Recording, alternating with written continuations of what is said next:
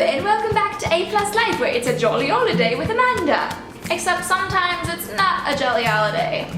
I mean, it is because I live like a perfectly privileged and strong, wonderful life, but I'm about to get into it with y'all. So this video is going to be a little bit different because I'm going into it unscripted, which is something that I don't usually do.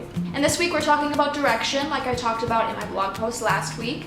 And I have a lot to say about this topic, so I thought that instead of using a script like I normally would, I would just be my authentic self, be a little bit rambly, and just say everything that's been on my mind for the last couple of months. So if you read last week's post, you know that I've really been struggling lately with finding direction in a lot of different areas of my life.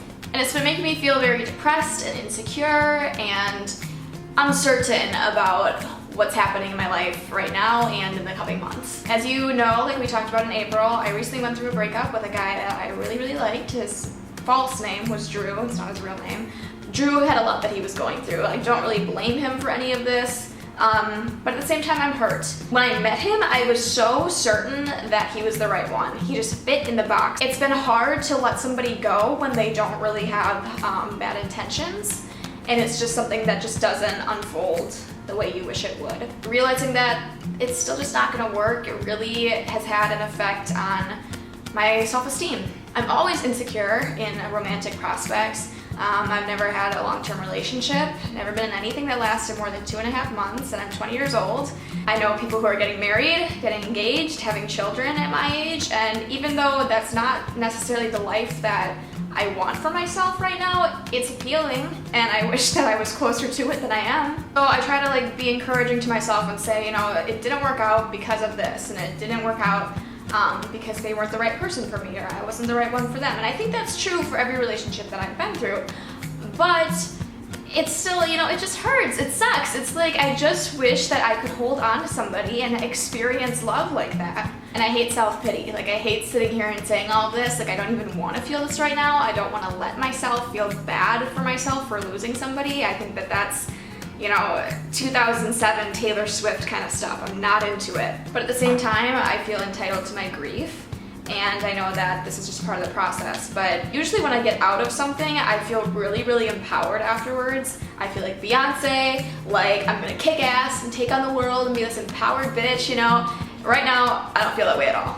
In fact, most of the time I've just been pretty sad. But enough about Drew, let's get into work. Well, I really wanted an internship this summer, but I have a great resume, a lot of good references, I'm a good interviewer, but I didn't even get an interview. In fact, I didn't even get any calls back for internships, which was a blow to my confidence again. Especially after I went through this whole entrepreneur program at my school this year, where we talked about, you know, getting leads and putting yourself out there, making those connections, and I just didn't make any. Like, that really sucks. So I had to find something because I have rent to pay now. So I took a job at a local grocery store. This grocery store has just sucked the life out of me, and I'm smiling as I'm saying that, but just know that I'm like crying inside. And I'm not trying to demote anybody's career path here. There are plenty of people that I've worked with who are cashiers or, you know, just retail employees who love their jobs and are very fulfilled.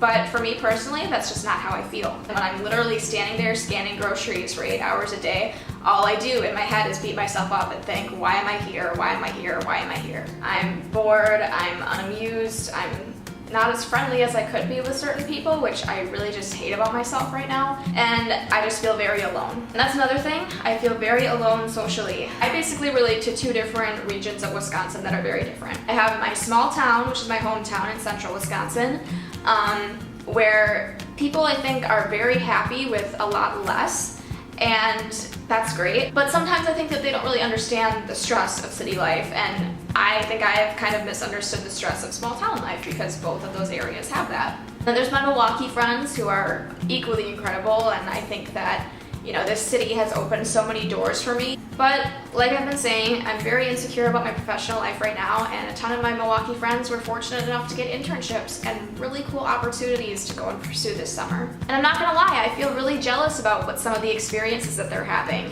And it makes me feel even worse about my prospects right now. I know that I'm very lucky. I've had opportunities that most people in my life wouldn't even dream of through my speaking career, and I'm so thankful for that. It's just that when I'm in this kind of rut, it's very hard for me to see anything but that rut. So I feel very alone romantically, I don't have a really great professional life right now, and I feel alone socially. But something that is just really bugging me and has been on my mind for a couple months now is that I really am starting to doubt if speaking is the career path that I want. I'm really sorry if you can hear this like weed whacker out here. I can't control what people do. There are aspects of speaking that I love, and I know that I will not get from any other career. I love getting to meet other kids, and I love hearing what people go through. I love knowing that, you know, something that I went through can really help somebody else. I love making videos like this and telling stories. I love sharing how I feel with people, but it's becoming clear to me that I no longer feel fulfilled telling the story of, you know, my toxic relationship or my struggles with mental health, at least not in the way that I've been telling them throughout my career.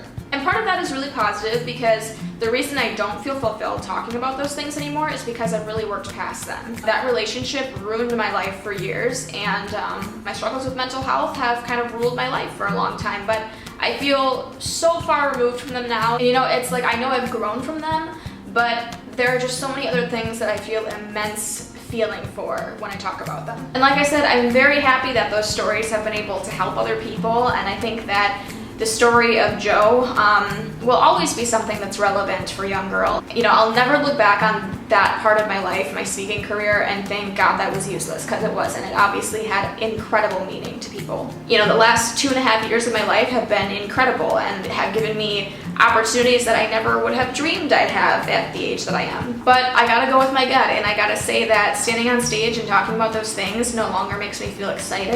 I feel like the last 2 or 3 speaking engagements that I've done, it's kind of just been about checking them off the list and, you know, writing the speech, rehearsing it, and just getting it over with. That, to me, was a red flag. And that's when I started freaking out. And speaking is one of those things that it's mine, you know? Like, nobody else that I knew in my life ever did anything like that. And people really came to identify me as the motivational speaker girl. And I think I really made my hometown very proud with everything that I've gotten to do. But as I've realized that this just is not for me anymore, I've come to feel like I'm letting a lot of people down. I was growing up, I was really into theater, and so when I switched my major from theater to communications to pursue speaking, I was really insecure about it, and I felt like people would really resent me and think that I was, you know, doing this horrible thing because I was letting go of my dream. But the thing was that I had another dream already in place, and that was to become this speaker.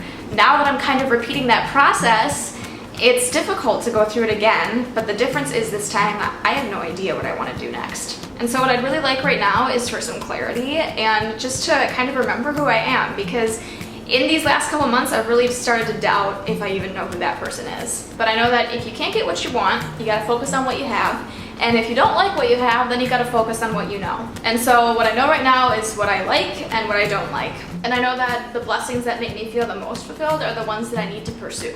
You know, I will always love writing and home decor, making videos, cooking, and just, you know, things that I can do with my hands that make something that I'm proud of. And I really think that some part of my next career choice will involve some sort of event planning or something along those lines where I get to be very meticulous about details and plan it out the way I want it and then see my vision come to life. Because I found that the moments that really make me feel the best are when you work hard at something that's very small that maybe other people don't even see the value in, but then when it comes together, it's just like immaculate. So what I've kind of started is this little hashtag called Small Moments Big Happy. To find joy in the things that might seem insignificant to other people, but that matter to you.